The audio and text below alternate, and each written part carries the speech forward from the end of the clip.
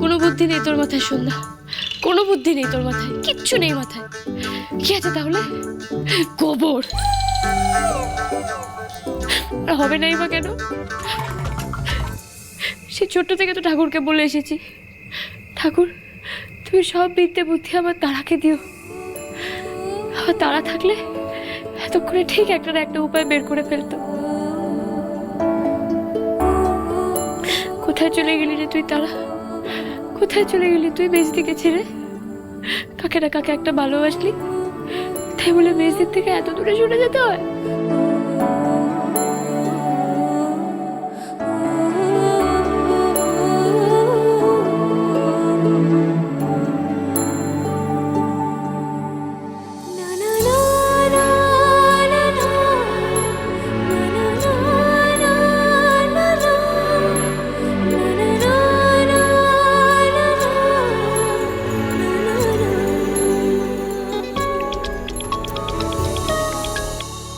Hello,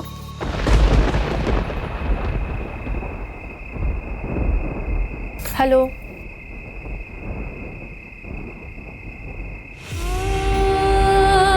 মিষ্টি,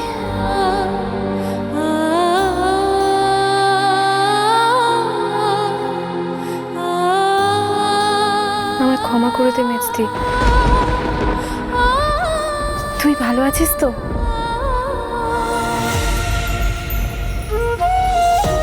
মিষ্টি,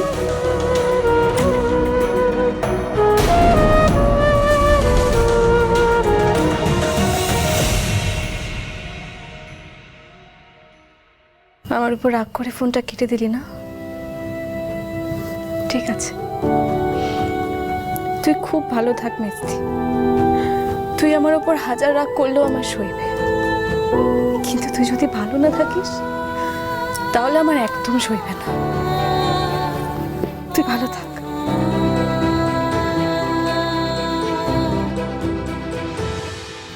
তুই ভালো থাক তারা, তুই ভালো থাক। যদি আমায় ভুলে ভালো থাকিস তো তাই সই, তবু বলবো তুই ভালো থাক, খুব খুব ভালো থাক। ওখানে বসে ভূতের মতন কাঁদছো কেন বৌঠান? কাজটা বুঝি এখনো পারিনি গো, পারিনি জানা দিদি। তোমার নীলদাদাকে বোধহয় আমি আর ধরে রাখতে পারলাম না, হারিয়ে ফেললাম গো জানা দিদি, হারিয়ে ফেললাম।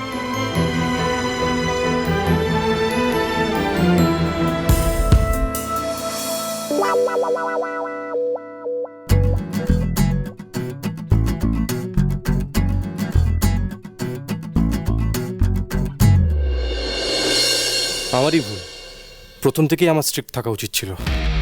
আগে পারিনি, কিন্তু এবার আমাকে স্ট্রিক্ট থাকতেই হবে, অ্যাবসলিউটলি স্ট্রিক্ট। মায়ের কথাতেও থামবো না এবার আমি, আর জঙ্গল কুইনের নাটকেও না। এবার আমি আমার ইচ্ছে মতো চলবো, আর কলকাতা চলেই যাবো এবার আমি।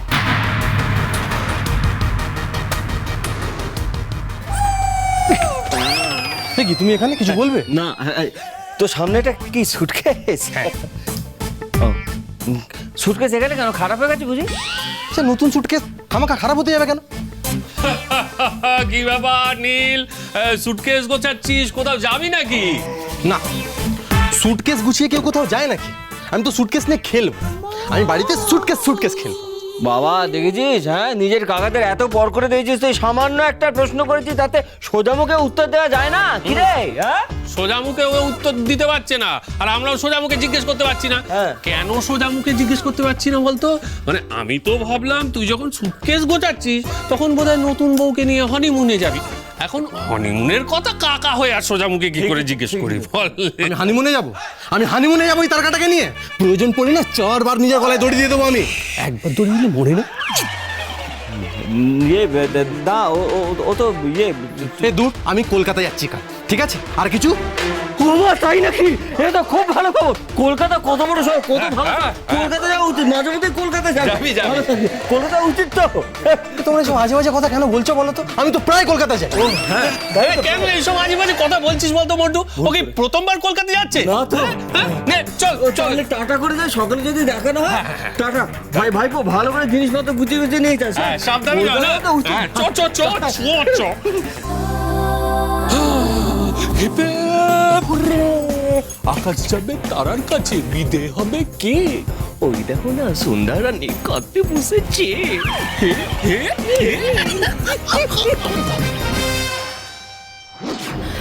আমার কথা শোনো বৌঠান, নেমে এসো।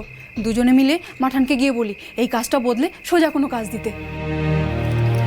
না, আমি মায়ের সামনে কোন মুখে যাবো বলো জ্বালা দিদি? আমি এমনি লজ্জায় ওনার কাছে যেতে পারছি না। এখন মাকে গিয়ে বলবো, মা আপনি একটা শক্ত কাজ দিয়েছেন, আমি পারছি না, আমাকে একটা আপনি সোজা কাজ দিন। আমি কোন মুখে বলি বলো তো? আর তাছাড়া হুলোবাবুর বউ হয়ে থাকতে হবে। অত সোজা কাজ নাকি হুলোবাবুর বউ হয়ে থাকা? মায়ের তো অনেক বুদ্ধি জ্বালা দিদি, তাই আমাকে বুদ্ধিমানের কাজ দিয়েছেন। কিন্তু তুমিই বলো তো, ছাগল দিয়ে কি আর হাল চাষ হয়? আমি কি এখন সেই বুদ্ধির কাজ পারি? তাছাড়া একটু ভাবি, দাঁড়াও। আচ্ছা জানা দিদি,